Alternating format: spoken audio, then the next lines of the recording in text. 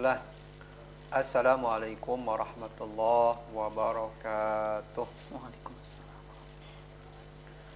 Abda'u bismillahi musta'ina radin bihi mudabbiran mu'ina walhamdulillahi kama hadana ila sabilil haqqi wajtabana ahmaduhu subhanahu wa ashkuruh wa min masawi amali astaghfiruh wa asta'inuhu ala nailil ridha wa astamiddu lutfahu fima qada wa ba'd fa inni bil yaqini ashhad syahadatal ikhlasi alla yu'bad bil haqqi ma'luhun siwar rahmani man jalla an aibin wa an nuqsani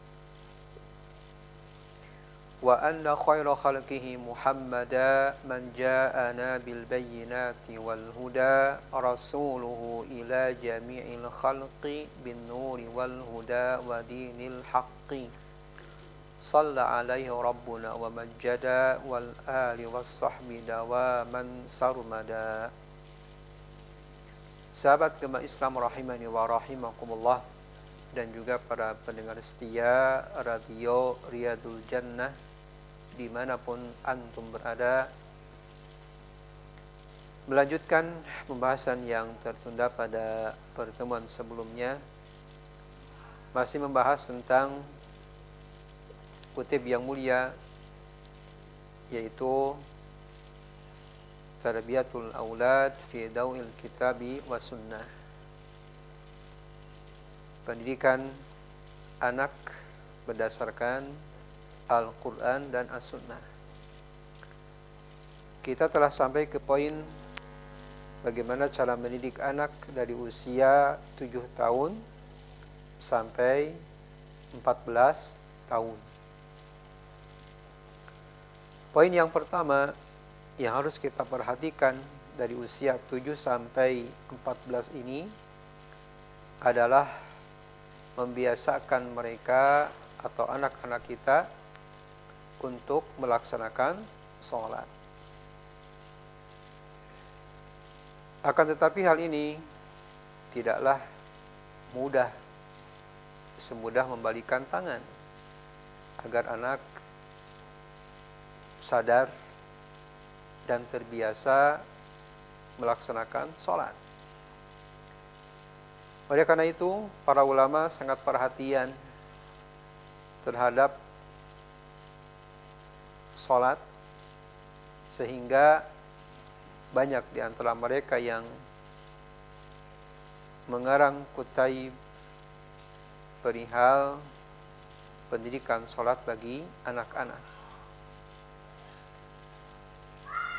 Nah, dalam kutib yang mulia ini, mu'alif menerangkan bagaimana cara mudah mereka mengerjakan sholat agar terbiasa dan mereka sadar bahwa sholat adalah merupakan kewajiban. Di antaranya ada 92 jalan atau tips agar mereka mudah untuk mengerjakan sholat. 6 poin telah berlalu dan kita lanjutkan poin yang ke-7. Poin yang ke-7 yaitu senantiasa memperhatikan anak melalui atau via telepon. Ini terkhusus bagi mereka yang bekerja jauh dari tempat tinggalnya, atau mereka safar bepergian, atau mereka yang sakit di rumah sakit. Semoga Allah berikan kesembuhan bagi siapa saja yang Allah uji dengan sakitnya, dan semoga sakit mereka menjadi penghapus dosa. Amin. Atau kondisi yang keempat,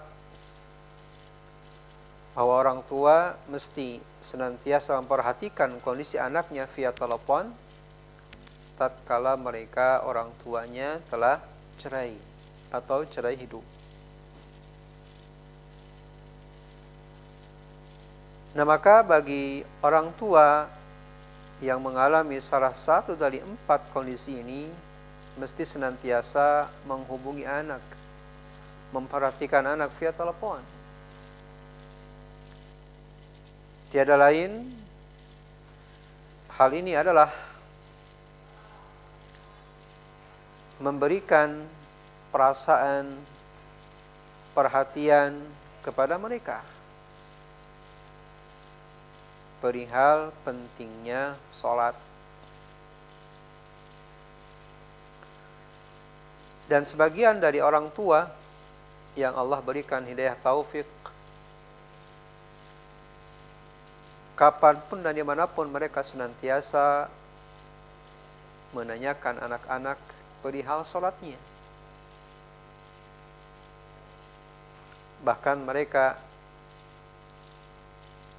langsung menghubungi anak tersebut, berbicara, menanyakan tentang sholatnya.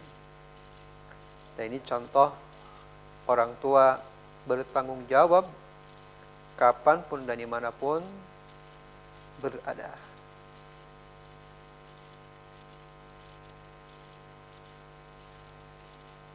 Sahabat kembar Islam rahimani wa rahimakumullah. Poin yang ke-8,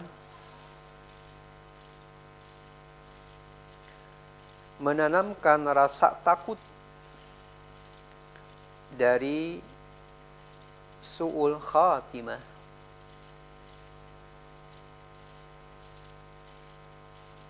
Menanamkan kesadaran kepada mereka bahwa kita akan meninggal, dan meninggal ini tidak melihat, tidak memandang siapa-siapa, tidak menimbang, tidak melihat, tidak memperhatikan usia. Kematian bisa saja menimpa anak kecil, pemuda, dewasa, bahkan orang tua. Dan sebaliknya menanamkan kecintaan kepada mereka untuk husnul khatimah, baik di penghujungnya. Oleh karena itu, dengan menanamkan rasa takut dari su'ul khatimah, maka ketika azan berkumandang atau bahkan sebelum azan berkumandang, mereka harus siap-siap untuk mengerjakan sholat. Bahkan Ibnul Qayyim rahimahullah mengkisahkan salaf di antaranya bahwa mereka mengambil air wudu sebelum azan berkumandang. Maka ditanya, mengapa engkau melakukan wudu sebelum salat berkumandang? Ia menjawab, aku ingin sudah siap-siap sebelum dipanggil oleh Allah Subhanahu wa ta'ala. Alias ketika azan berkumandang dan itu panggilan Allah, kita sudah siap melaksanakan sholat. Karena akan beda ruhnya setiap kita yang udah persiapan sebelumnya dengan belum persiapan. Dan para ulama membuat tips khusyuk dalam sholat, diantaranya adalah persiapan sebelum azan dikumandangkan. Nah, maka di sini menanamkan kepada anak-anak keyakinan akan datangnya kematian, keyakinan kepada anak-anak agar terhindar dari su'ul khatimah dan menginginkan di akhir hujung hayatnya adalah husnul khatimah, yaitu baik di penghujungnya.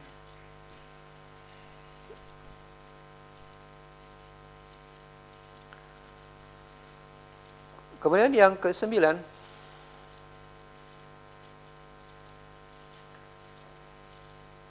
kun jaddan fi amrika li auladika bis-shalah. Orang tua senantiasa bersemangat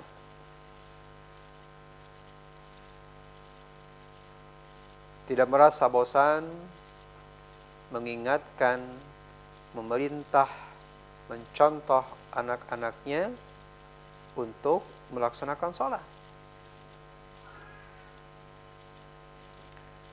Jangan sampai orang tua berpikiran seperti ini, kan masih kecil, biar ajalah sesekali mungkin sholat dan lain sebagainya.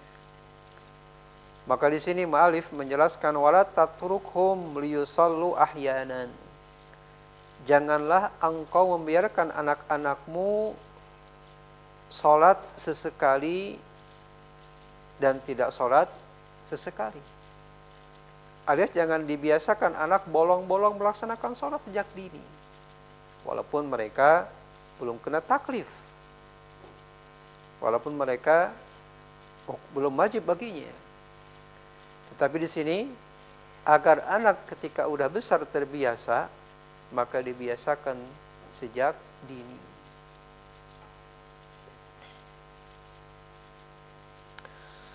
Yang ke-10,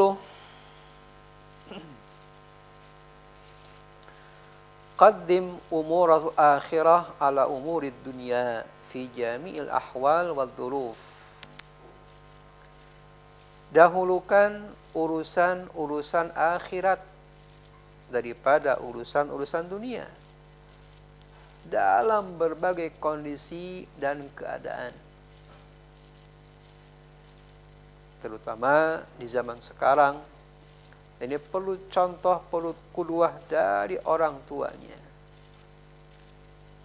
Sekarang zaman fitnah di mana setiap orang lebih merasa kehilangan kalau jauh dari HP daripada selainnya. Bahkan rela misalnya udah menempuh jalan jauh untuk keluar rumah misalnya, tertinggal HP, kembali ke rumah lagi untuk mengambil HP-nya.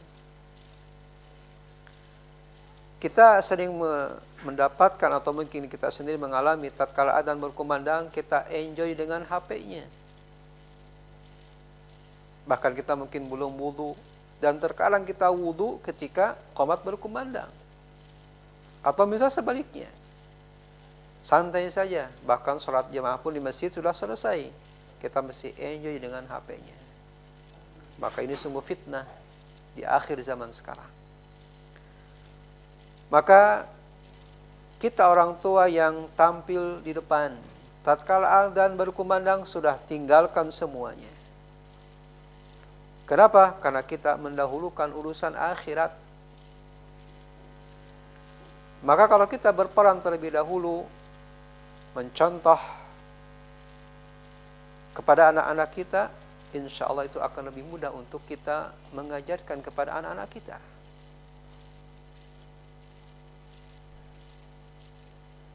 Agar anak terbiasa dalam berbagai kondisi, berbagai keadaan, mendahulukan akhirat.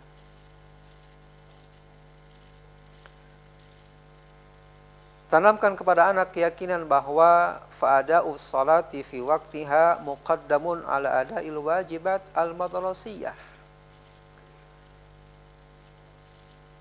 Mengerjakan tugas, melaksanakan sholat tepat pada waktunya didahulukan daripada mengerjakan tugas sekolah. Kan terkadang anak tatkala diingatkan sholat, ya nanti ini lagi mengerjakan PR, mengerjakan tugas, dan lain sebagainya. Maka tanamkan kepada anak keyakinan bahwa selain sholat itu di bawah urusannya. Yang pertama adalah sholat, kemudian hal yang selainnya. Kemudian lagi tanamkan kepada anak wa idraku raqatin ahammu min idraki lu'bati kuratil qadam. Tanamkan keyakinan kepada anak bahwa mendapatkan rakaat bersama imam pada rakaat pertama itu lebih penting daripada mendapatkan kesempatan bermain bola. Dan tentunya anak yang usia 7 sampai 14 tentu mainnya, kalau laki-laki ya, main bola kesenangannya. Kalau tidak bola ya HP gitu ya. Dan terkadang dua-duanya anak itu. Kalau di luar mungkin main futsal, kalau di luar main game bola. Nah, maka tanamkan kepada anak bahwa sholat nomor pertama yang harus didahulukan dari urusan yang lainnya. Dan juga tanamkan kepada anak bahwa mura'atu awqatis shalah ahammu min mura'ati sadiqin. Bahwa memelihara waktu sholat alias sholat tepat pada waktunya lebih penting daripada menemui teman solid.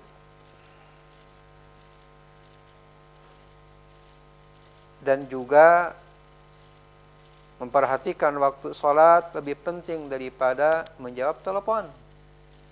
Nah, ini mungkin agak susah perjuangan, apalagi mungkin bisnis. Takut mengecewakan, takut rugi, dan lain sebagainya. Maka orang yang telah tertanam keyakinan kepada Allah, apapun kondisinya, tatkala adzan berkumandang, misal seorang pedagang atau yang punya warung atau misalnya jual online dan lain sebagainya, maka barang siapa yang berkeyakinan bahwa Allah lah yang mesti dahulukan dalam berbagai urusan, maka terasa ringan baginya mendahulukan waktu sholat. Atau misalnya memperhatikan acara TV, ini pun sama. Bahwa memperhatikan waktu sholat tepat pada waktunya, mendapatkan imam rakaat pertama berjamaah, itu lebih baik daripada hal selainnya.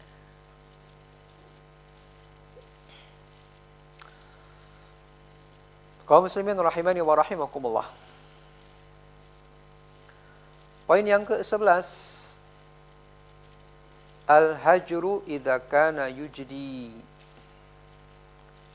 Menghajarnya, membiarkan anak tidak mengajak berbicaranya apabila memang diyakini akan membuahkan hasil yang terbaik.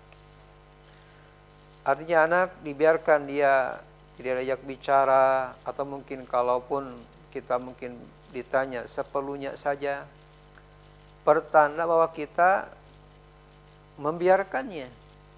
Tujuannya apa?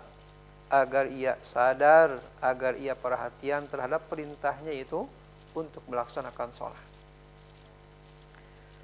Tetapi di sini bahwa menghajar, membiarkan anak, tidak mengajaknya berbicara dan lain sebagainya, apabila diyakini bahwa dengan hal tersebut akan membuahkan hasil. Maka kalau misalnya diyakini tidak akan membuahkan hasil, karena anak kalau usia mungkin 7 tahun sampai 10 atau mungkin bahkan 14, mereka masih polos. Artinya belum paham. Orang tuanya mungkin ngajak berbicara atau mungkin nggak ngasih uang jajan dan lain sebagainya. Mungkin anak masih polos, belum paham. Maka kalau diyakini tidak akan membuahkan hasil yang diinginkan, maka menghajar, ditinggalkan saja.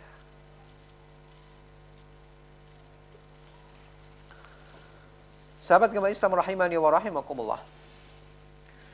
Kemudian poin yang ke-12, al-ittisalu bil madrasah wa ta'awunu ma'al muallimin liyubayyinu bistimrari ahamiyati shalah wa uqubati tarikiha. Adalah kita kerja sama dengan pihak sekolah Di sini mungkin wali kelas, karena wali kelas yang paling dekat interaksinya dengan anak-anak di kelas. Maka kita menghubungi wali kelas atau pihak sekolah secara umum, bekerja sama dengan para guru, terutama mungkin guru syar'i, kalau di pondok atau mungkin di sekolah terpadu, Islam terpadu, mungkin dengan para guru-guru syar'i, para ustadz dan ustadzah, atau mungkin sekolah umum juga tidak mengapa menghubungi wali kelas, atau misalnya mungkin guru agama, meminta bantuan kepada mereka untuk menjelaskan pentingnya sholat dan juga menjelaskan ancaman bagi mereka yang lalai tidak mengerjakan sholat. Dan diantara trik yang mesti dikerjakan oleh para wali kelas di kelasnya, senantiasa tidak bosan menanyakan kepada santrinya perihal sholat. Kalau mungkin waktu belajar di pagi hari, maka wali kelas atau guru minimal dalam sehari itu 3 santri atau 3 murid ditanya, siapa yang tadi pagi sholat berjamaah di masjid, siapa yang tadi mungkin adzan, mungkin gitu ya, adzan subuh di masjid, siapa yang tadi menemani bapaknya ke masjid subuh, dan lain sebagainya.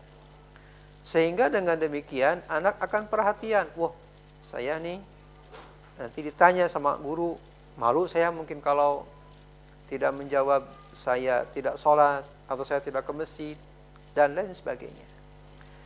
Di sini ditanamkan kepada anak pentingnya menjaga sholat 5 waktu, di antaranya waktu subuh. Atau mungkin guru menanyakan atau wali kelas menanyakan, siapa yang 5 waktu kemarin tidak bolong sholatnya? Siapa yang 5 waktu kemarin senantiasa berjamaah di masjid? Dan lain sebagainya. Hal ini dilakukan tiap hari. Mungkin gantian. Kalau santri misalnya atau muridnya ada 30 misalnya, maka di hari pertama urutan absen 1-3, hari kedua 4-6, terus gitu. Dan di sini para guru jangan sampai merasa bosan. Ini adalah tanggung jawab kita mendidik anak-anak kita, di antaranya agar perhatian terhadap sholatnya. Maka di sini Umar bin Khattab, semoga Allah ridha dan meridainya, ia mengatakan, inna ahamma umur indi as-salah. Inna ahammal umuri indi as-salah. Faman hafidha wa hafadha 'alaiha faqad hafidha dinahu wa man dhayya'aha fahuwa lima siwaha adya'u. Bahwa barang siapa yang menjaga, melaksanakan, menegakkan sholat, maka ia telah menjaga agamanya. Dan barang siapa yang sebaliknya lalai, tidak melaksanakan sholat, maka selain sholat ia akan mudah untuk menyepelekan urusannya. Nah, ini pertanda bahwa perhatian kepada waktu sholat, perhatian kepada pelaksanaan sholat itu lebih penting daripada selainnya. Dan kita kalau ingin menilai seorang yang disiplin, walaupun kita kalau mencari siapa yang disiplin 100% gitu ya, nggak ada. Ada aja kekurangannya. Tetapi minimal, kalau ia perhatian kepada waktu sholat, ia menjaga sholatnya, maka selain sholat akan mudah baginya untuk disiplin. Nah, ini pun sebagai penilaian tambahan bagi orang tua, kalau anaknya disiplin waktu sholat, ia senantiasa sholat tepat waktu, maka pertanda bahwa anak itu memiliki karakter bagus, yaitu disiplin pada urusannya.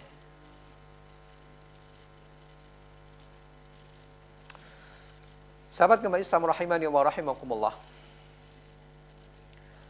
Kemudian yang ke-13,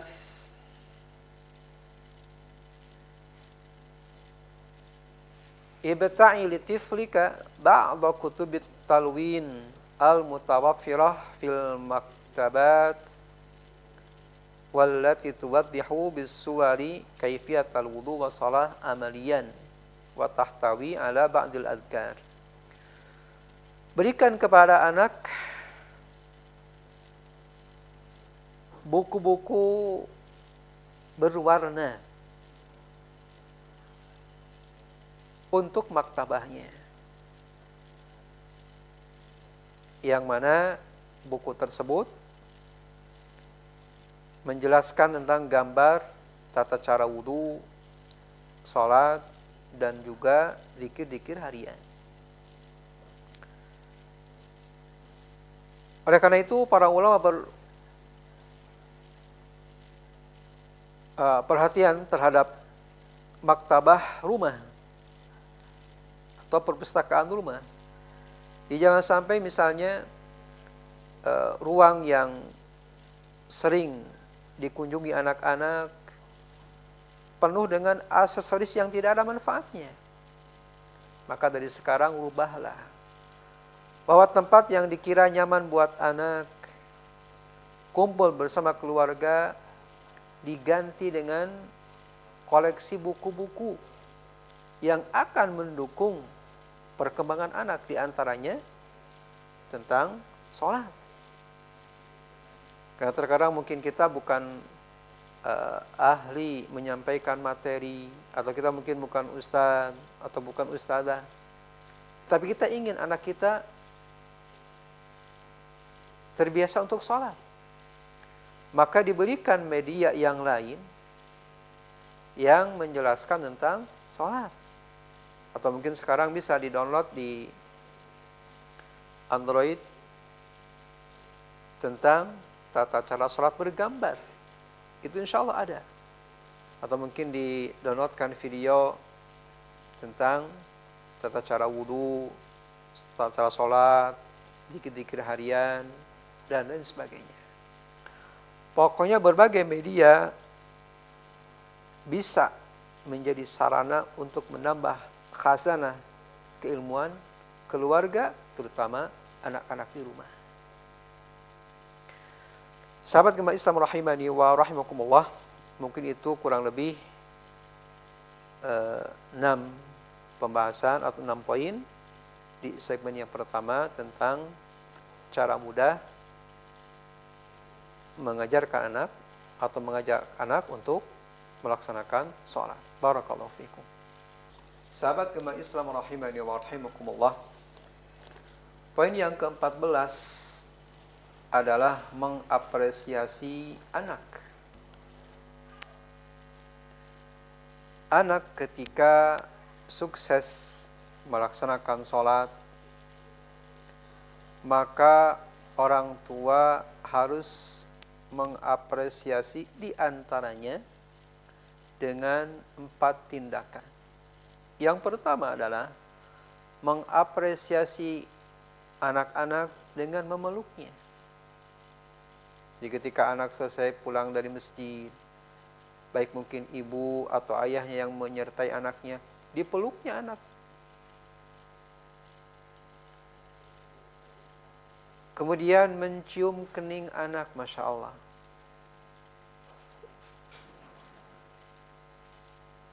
Kemudian menepuk pundak anak, alias anak dirangkul, dicium, kemudian didekatkan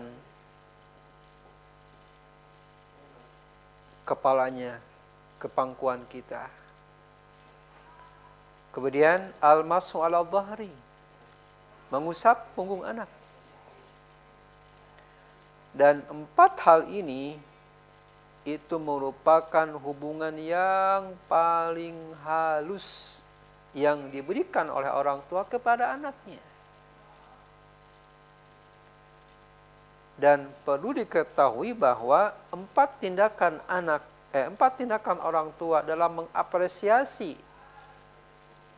perbuatan anak yang baik itu bisa mewakili daripada 1000 hadiah atau ribuan hadiah yang diberikan kepada anak.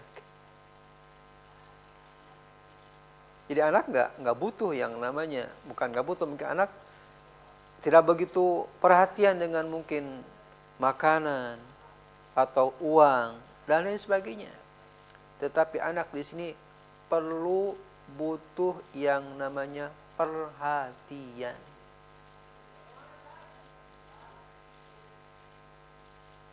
Sebagaimana halnya kita senang untuk dihargai, kita senang untuk dipuji.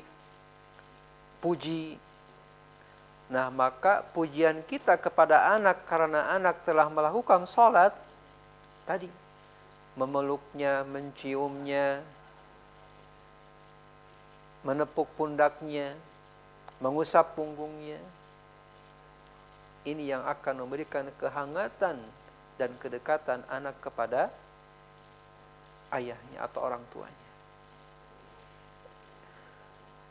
Oleh karena itu, anak terkadang senang tatkala kita, anak senang tatkala anak berhasil, misalnya telah menulis, tulisannya bagus, kita kasih bintang 1 aja, Masya Allah itu anakku senang banget. Terus kita kasih lagi misalnya, nah kalau tulisannya bertambah nanti dikasih 4 bintang, itu anak akan segera melakukannya. Padahal menurut kita cuma tulisan bintang saja gitu ya. Tetapi anak bukan melihat itunya. Anak merasa sangat diperhatikan dan itulah kebutuhan yang anak inginkan. Cerita sedikit, 2 minggu yang lalu di kita ada seminar. Judulnya bagaimana santri berprestasi. Di awal-awal seminar ini, pemateri menceritakan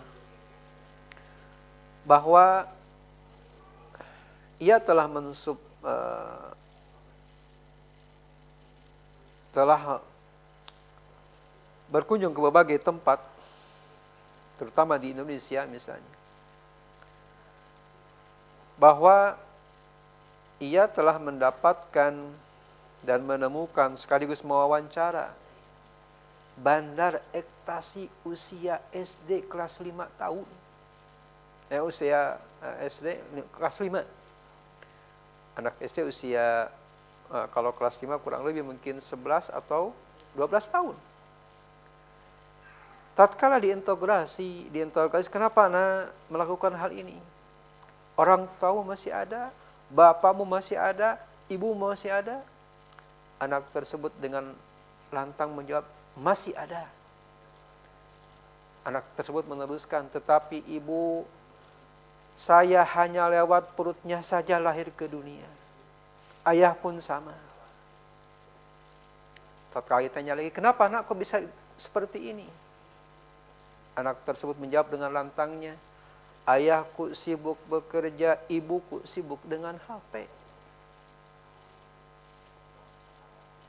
Dan sekarang kenyataannya, orang tua mungkin atau ayahnya yang bisnis mungkin online, ibu juga mungkin bisnis online di rumah, pasti tidak akan lepas dari yang namanya HP. Gak mungkin. Kalau ia misalnya bisnis online, meninggalkan HP, akan mengecewakan pelanggannya. Maka tatkala orang tuanya sedang memegang HP, dan anak pun mungkin rindu, ingin sekali diperhatikan.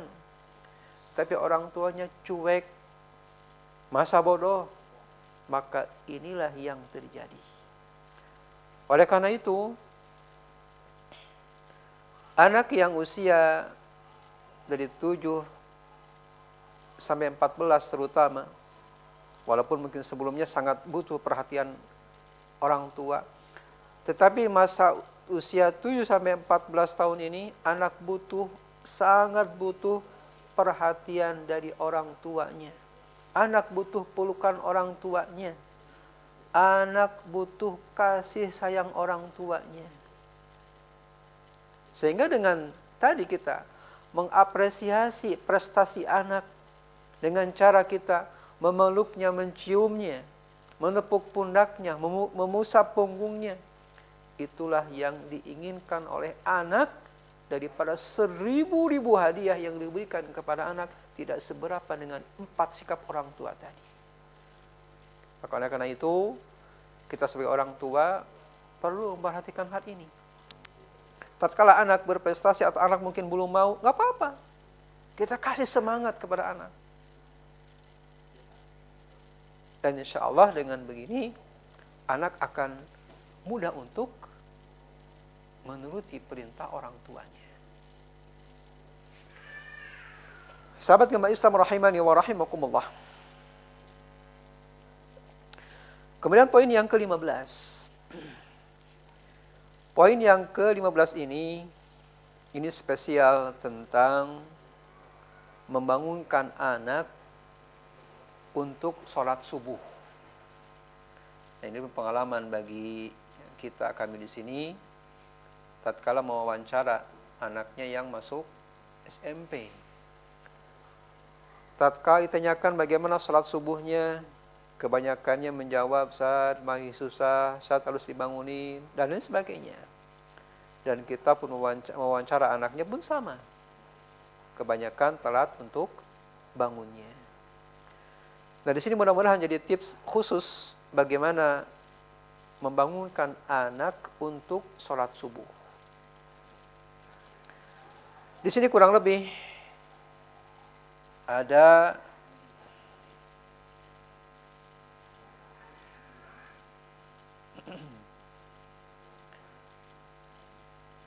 1, 2, 3, 4, 5, 6, 7. Kurang lebih ada 15 poin. Bagaimana cara mudah membangunkan anak untuk sholat subuh. Poin yang pertama adalah al-mulathafah bil kalam. Kita berkata lemah lembut kepada anak ketika membangunkan sholat subuh. Itu yang pertama. Yang kedua, at-tarbitu ala dhahrihi wa mashu ra'sihi. Kita mengusap punggung dan kepala anak sambil didoakan. Doa bangun tidur diingatkan kepada anak. Nah, kalaupun anak belum bangun dari tempat tidurnya, uzkur lahu khabaran saran hatta yanshita wa yatiru anhu naum. Ingatkan kabar yang menyenangkan bagi anak. Dan kita mungkin pengalaman bagi yang punya anak. Anak akan bangun begitu cepat tatkala mungkin besoknya itu akan melakukan hal yang ia senangi. Misal gitu ya, pas hari lebaran, di mana anak diberikan baju baru, kumpul bersama keluarga. Terkadang anak itu nggak bisa tidur malamnya. Dan subuh tuh bangun dengan segera. Kenapa? Karena anak mendapatkan kabar gembira, memiliki baju baru, banyak makanan, kemudian keluarga, atau dibagi uang, dan lain sebagainya. Nah, maka ingatkan anak dengan kabar yang menggembirakan di hari tersebut. Ini mungkin spesial kalau di hari libur mungkin. Ya. Dan paling susah biasanya anak di hari libur. Anak santai, kan nggak sekolah abi. Kan libur, dan lain sebagainya. Berikan kabar gembira. Misalnya, nah hari ini kita akan pergi misalnya ke tempat tertentu yang anak senang untuk pergi ke sana. Tapi tentunya tidak berbohong. Alias apa yang kita ucapkan, dilakukannya. Atau misalnya, nah hari ini akan datang tamu, masa kita telat bangunnya, kan malu misalnya. Atau misalnya, anak belum perhatian, nah, maka kasih pemberitahuan kepada anak, nah bagaimana kalau kita misalnya menghubungi fulan, yang dirasa bahwa anak itu kalau dengan fulan misalnya merasa malu atau ia segan dan lain sebagainya. Maka di sini diberikan kabar yang menyenangkan hati anak, agar anak bersegera bangun dan merasa senang untuk mendengarnya. Kemudian yang keempat, tips agar anak mudah bangun subuh, utrukhu liyanama thumma ud ilaihi ba'da daqaiq. Setelah anak dibangunkan tapi belum berhasil, maka biarkan dulu kurang lebih beberapa menit kalau waktu menjelang subuhnya masih ada. Misal mungkin orang tua bangun sebelumnya apakah itu jam 3 atau jam 4, kemudian qiyamul lail, mendoakan anak agar mudah dibangunkan, kemudian mulai untuk mencoba membangunkan anak. Kemudian apabila anak belum bangun, maka itfa'u jihazit takyif, matikan AC. Ini kalau tidurnya mungkin pakai AC. Kemudian berikutnya, kalaupun belum berhasil, idha'atul anwar, nyalakan lampu. Karena sebagian mungkin anak itu nggak bisa tidur terkecuali lampunya mati. Maka nyalakan lampunya.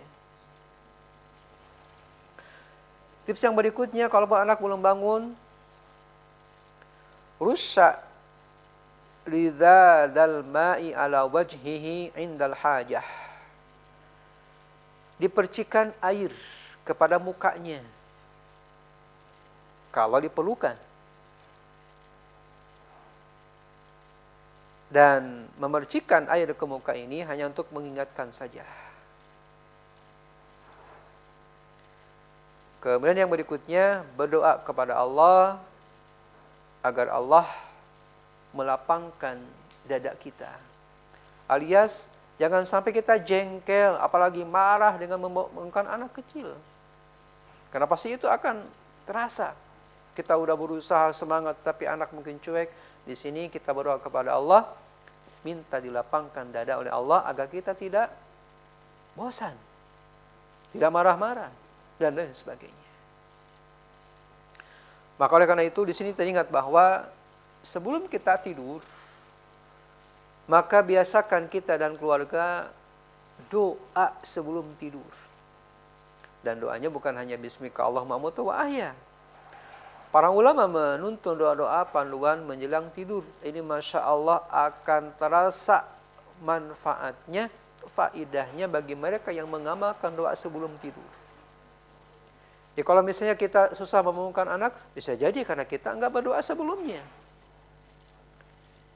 Ingat bahwa syaitan menebar 3 tali kepada setiap pungguk Bani Adam. Tali yang pertama akan lepas dengan berdoa. Tali yang kedua akan lepas dengan berwudu. Tali yang ketiga akan lepas semuanya apabila dilakukan sholat. Nah maka minimal kita berdoa sebelum dan ketika bangun tidur. Kaum muslimin rahimani wa rahimakumullah. Kemudian yang berikutnya, tips membangunkan anak untuk salat subuh. Berikan kepada anak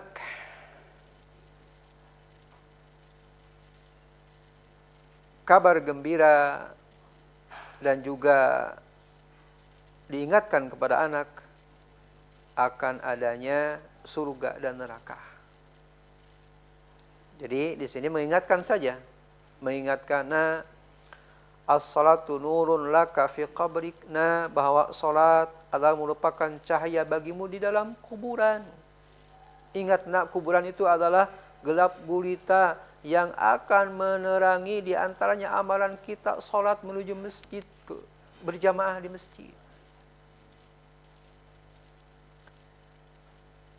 Nah, di dalam kubur atau kelak di akhirat tidak ada tempat kembali kita terkecuali surga dan neraka.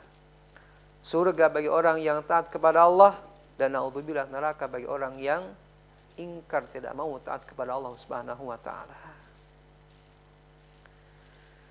Tip berikutnya ishabil ghita'a huzza waladak bilutfin ma'an nida'i alai.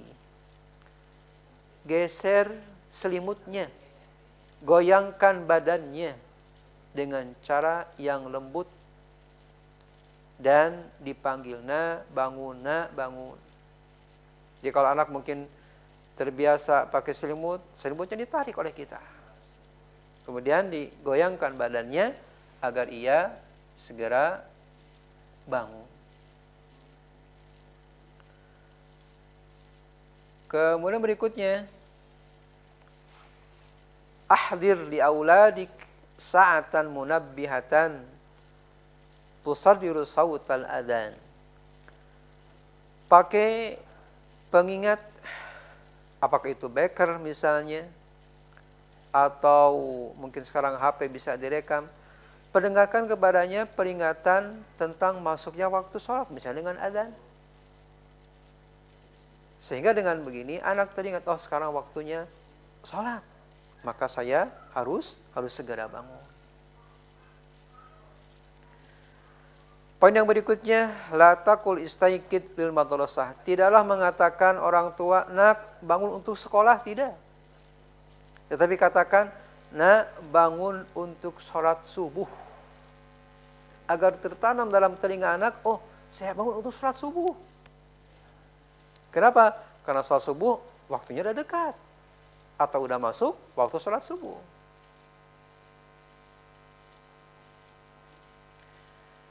Kemudian yang berikutnya, da'ib auladaka wala'ibhum indama tuqiduhum lissalah. Bermain dengan anak walaupun anak masih tidur, dimainkan, mungkin digeliin, ya mungkin biasa tempat-tempat yang sensitif buat geli, misalnya mungkin apakah itu pundaknya misalnya. Kemudian diperdengarkan sambil kita bermain dengan anak ayat-ayat Al-Quran yang berkaitan dengan sholat, atau ahadis yang menganjurkan untuk bangun sholat subuh dan segera melaksanakan sholat. Dan melaksanakan ini adalah dengan khusyuk, alias orang tua penuh keyakinan kepada Allah. Semoga Allah membangunkan anak dengan mudah. Semoga Allah menggunakan kepada orang tua kesabaran dalam mendidik anak-anaknya, terutama dalam membangunkan sholat subuh. Kemudian kalau anak udah bangun, maka jangan membiarkan anak tersebut udah bangun, tidak. Tapi terus orang tua mendampinginya sampai ia pergi ke hamam, kemudian dia berwudu, kemudian dia pergi dengan kita melaksanakan sholat. Karena terkadang anak bangun dari tidurnya, kemudian karena kita udah merasa bangun, kemudian kita tinggalkan, maka anak yakin akan tidur kembali. Kemudian yang berikutnya, da' mukafa'atan khassah liman yastayqidu awalan wa yusalli al-awwal. Nah, berikan hadiah, apresiasi hadiah kepada anak karena udah bangun, kemudian sholat subuh, dan lain sebagainya. Kemudian terakhir,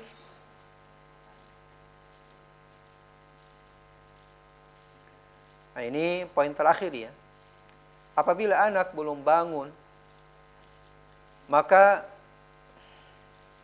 orang tua adalah memukulnya. Tetapi memukul ini apabila anak telah berusia 10 tahun, ia enggan sholat subuh, maka orang tua di sini memukulnya. Hanya saja memukul di sini memukul dengan kasih sayang, tidak untuk melukai.